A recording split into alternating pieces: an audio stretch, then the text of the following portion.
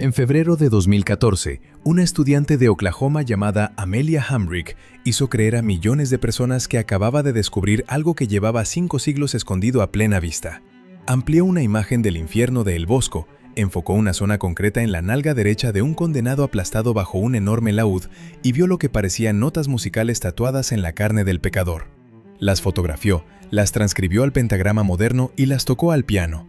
El audio se volvió viral en horas. CNN lo publicó, The Guardian escribió sobre ella. Millones de personas escucharon lo que creyeron era una melodía secreta de 500 años, un mensaje oculto del genio flamenco, una canción compuesta desde el fondo del infierno. Pero no era una melodía recuperable, solo sonaba si alguien inventaba antes las reglas para hacerla sonar. Y Amelia Hamrick no fue la primera. Esto es lo que El Bosco hizo realmente con esas notas. Y cuando lo entiendas, toda la pintura cambia de significado.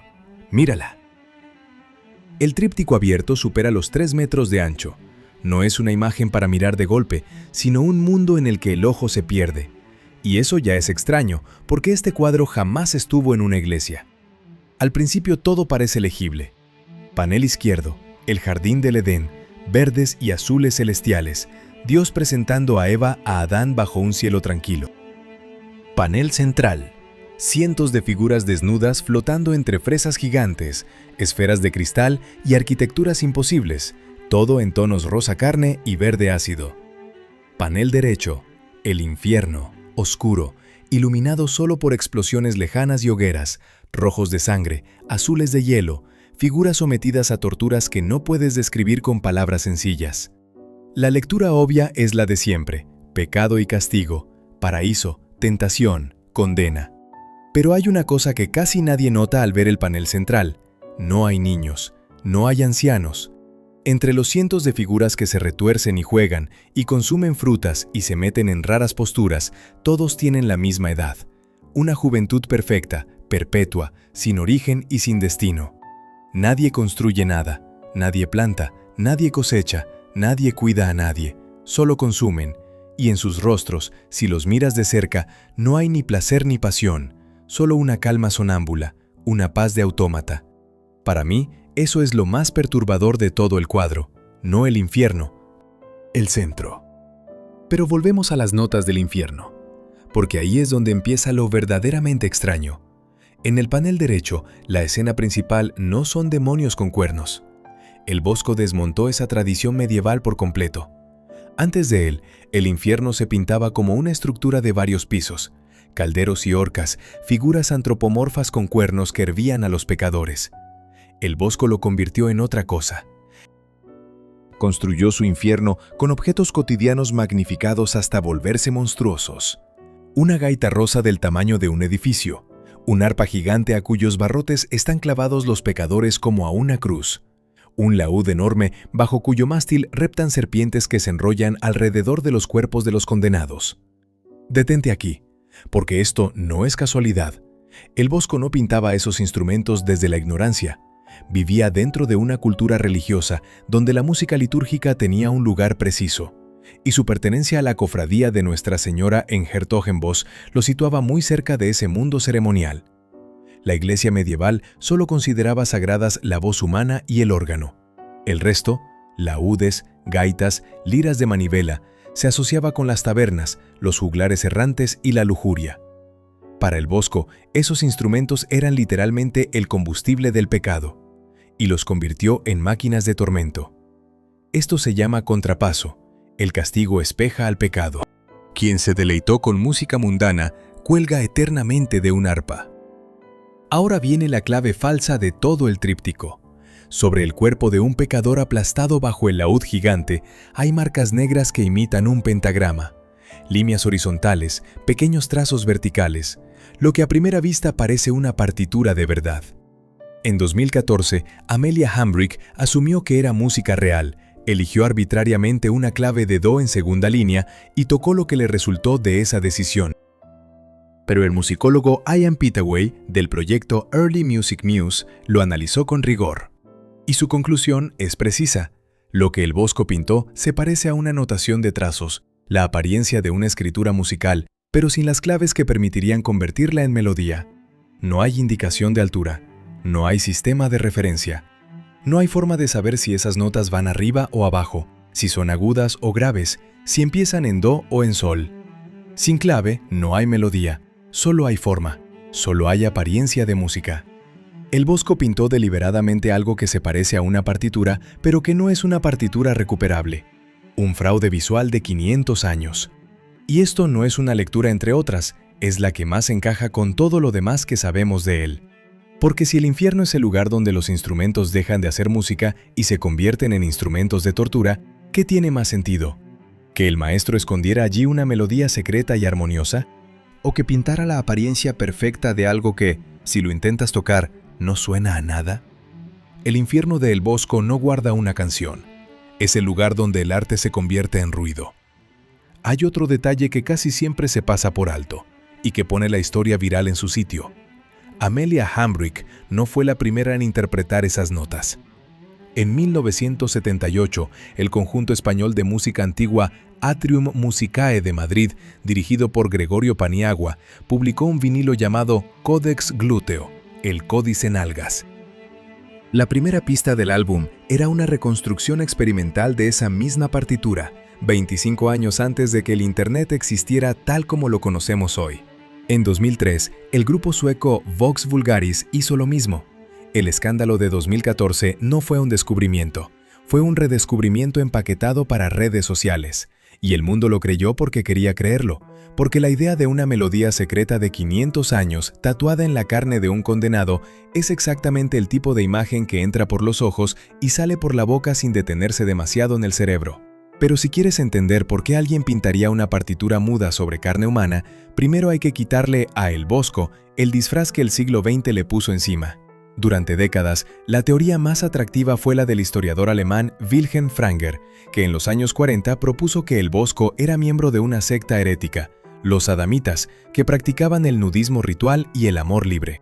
Según Franger, el panel central no era una condena del pecado, sino un manifiesto secreto de esa secta, una utopía de sexualidad inocente anterior al pecado original. Es una teoría brillante y es casi con toda seguridad falsa. Los documentos son claros. Jeroen Antonisson van Aken, su nombre real, era un ciudadano respetado de 's-Hertogenbosch, casado con una aristócrata llamada Aleid van de Merven, cuya fortuna le daba independencia creativa total.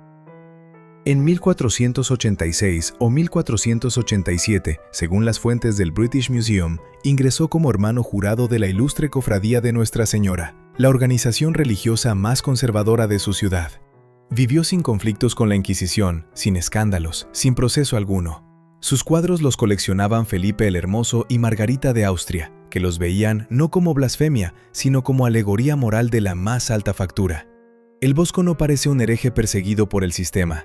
Parece algo más incómodo, un moralista dentro del sistema, usando su propio lenguaje contra sus deformaciones. Y la época tenía deformaciones que pedir a gritos. Los paneles se pintaron aproximadamente entre 1490 y 1510. Colón había llegado a América en 1492. La sífilis había aparecido en Europa. La reforma se aproximaba. En Flandes, el auge económico convivía con epidemias y desigualdad. El Bosco creció con un miedo concreto en los huesos.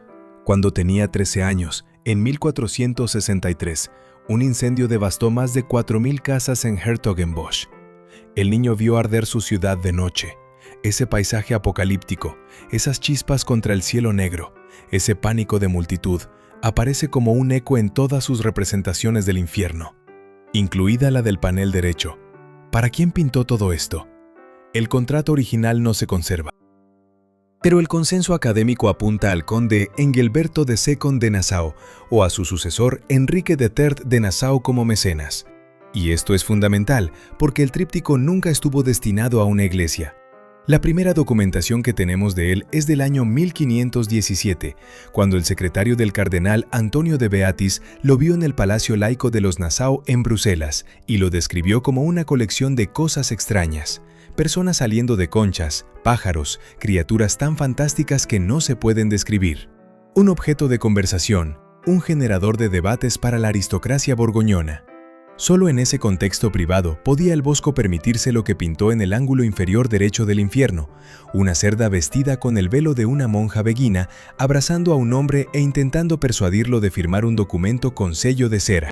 La lectura más difícil de evitar es esta, una sátira feroz contra el clero que convertía el miedo a la condenación en documento, sello y dinero. La misma crítica que haría Erasmo de Róterdam pocos años después. Erasmo, por cierto, estudió en la misma Hertogenbosch.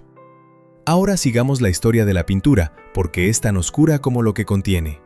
De los Nassau pasó a Guillermo I de Orange, líder de la Revolución Neerlandesa contra el dominio español. En 1568, el duque de Alba ocupó Bruselas, tomó el palacio de Guillermo y confiscó el tríptico. La pintura entró en la historia española no como una reliquia devota, sino como una obra arrancada en medio de una guerra política y religiosa. Después llegó a manos de Fernando de Toledo, y en 1591 el rey Felipe II la adquirió en subasta y la envió al Escorial en 1593. El Consejo de Sangre del Duque de Alba había ejecutado a miles de protestantes neerlandeses.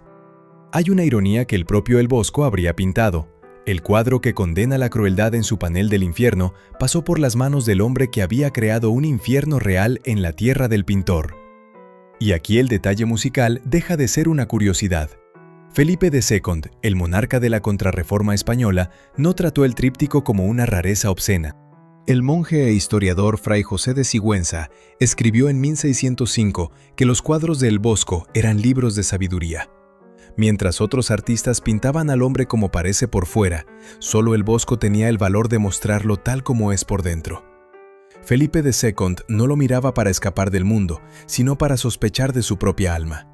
Un hombre que dirigía el aparato más poderoso de control moral de su época usaba esta imagen como espejo, no como decoración, como examen. Eso nos dice algo sobre qué tipo de objeto era este tríptico. Hay que volver al panel central, a esa calma inquietante que nadie explica del todo bien. En 2020, el historiador del arte Meinhard Michael publicó un estudio que propone que toda la escena central es un sueño. En la esquina inferior derecha del panel central hay una figura femenina con el pelo largo apoyando la cabeza en la mano. Ese gesto, en la iconografía medieval, es el gesto canónico del que duerme. Según esta versión, los frutos gigantes, las esferas de cristal, los jinetes circulares, todo eso no sería una realidad objetiva, sino la proyección interior de esa figura dormida, sus memorias, sus deseos, sus sensaciones proyectadas hacia afuera. Si eso fuera cierto, el panel central no sería una condena moral ni una utopía herética, sería un sueño. Y los sueños, en la iconografía del siglo XV, no eran fantasías inocentes. Eran el terreno donde el diablo trabajaba sin obstáculos. Pero Paul van den Broek, Reinder Falkenburg y los curadores del Prado defienden otra lectura. El jardín central es el pecado de la lujuria, sin distancia onírica. Y su argumento también tiene peso visual. En el panel central no hay violencia, no hay gritos. En el carro de heno, otro tríptico de El Bosco, los pecadores se pelean y se matan por un montón de hierba. Aquí reina una armonía absoluta. Eso lo hace más perturbador, no menos. Porque si esto fuera una condena clara, ¿por qué está pintado con tanta ternura? No lo sabemos, no podemos saberlo. El Bosco no dejó ningún título para este cuadro, ninguna nota, ningún diario.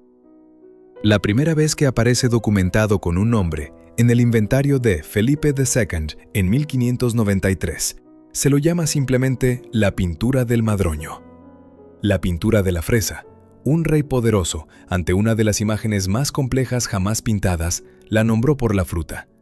Hay algo en eso que parece una confirmación involuntaria de todo lo que El Bosco quería decir sobre nosotros. La nalga del condenado no era una broma escondida, era una miniatura de todo el tríptico. Pensemos en lo que Ian Pittaway realmente demostró. No que la melodía sea mala, no que la transcripción de Hambrick sea torpe. Lo que demostró es que sin una clave, esos trazos son mudos. Son la forma de la música sin su contenido, la apariencia sin la esencia.